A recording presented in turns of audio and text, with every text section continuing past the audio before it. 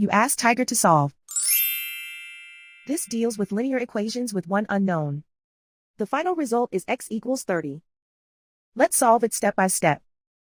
Simplify the expression. Move the negative sign from the denominator to the numerator.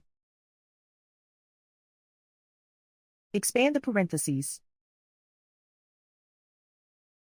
Break up the fraction. Find the greatest common factor of the numerator and denominator. Factor out and cancel the greatest common factor. Group all constants on the right side of the equation. Subtract 1 from both sides. Simplify the arithmetic.